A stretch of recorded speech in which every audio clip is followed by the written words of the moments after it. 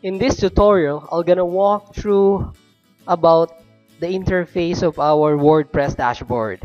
So to do that, you need to log into your website, and then after that /wp login.php, so this one, and then press enter. Of course, you have to write down the username and password for your WordPress, then press login.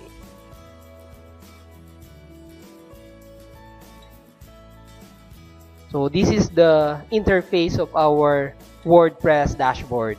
Scrolling down, you will see some of the items in dashboard. On the left side of your screen, we have updates. All the updates for the theme, especially for the plugins, you will find it here. You can update immediately here. And we have post.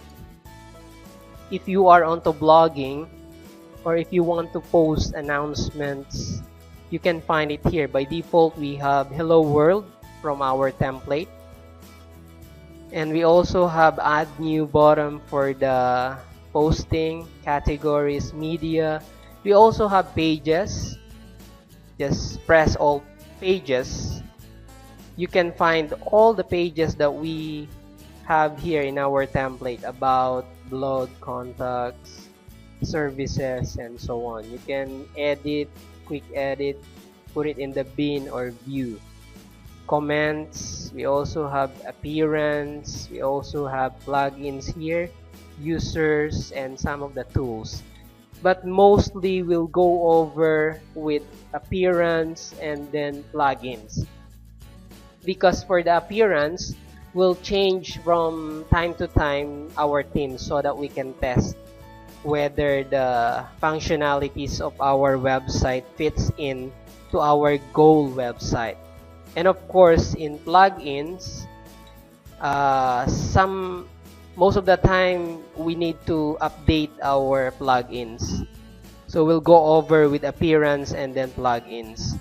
If we need some functionalities in our website, like if we want to add ELMS, so we can look for plugins for that.